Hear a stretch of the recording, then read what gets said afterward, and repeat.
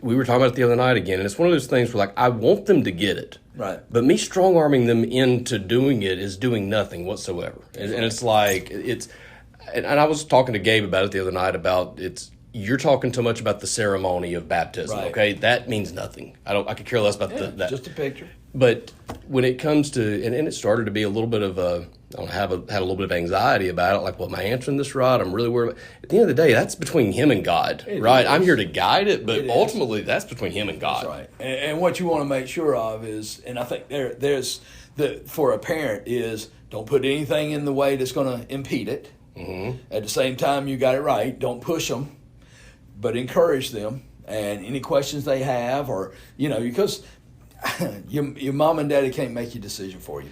Well, and you talked about you want to be models for what right. your walk with God looks like, and certainly you want to show them what that looks like.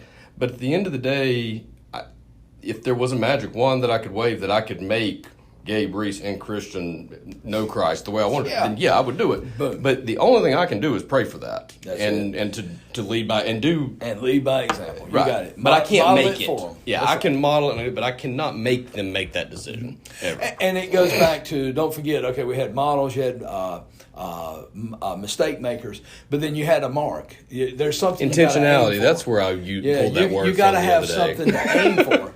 And in Luke 2:52, it talks about Jesus grew in wisdom and stature in favor of God and man. And I said, well, that's wisdom. That's or intellectually, physically, spiritually, and socially. Mm-hmm. And you want to have a well-rounded adult in all four areas. Yeah. And so your goal is that when they are 18 years old, they are well-adjusted, Christ-loving, Christ-following adults. Yeah. And if you focus on those four areas, that'll be a big piece of it. And how you get there, it's going to be different for each child, I believe, because, look, let's be honest.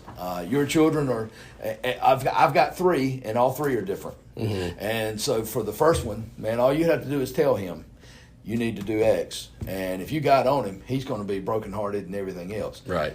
Second, third one, little bit more it took a little bit more of correcting and pointing out. And, one of them you don't come at that way because they're going to be ready to throw down and say, oh. And so you got to know your children, but you also got to know your limitations, but also what do they need to go through to help them to make them well-adjusted, responsible adults. Yeah.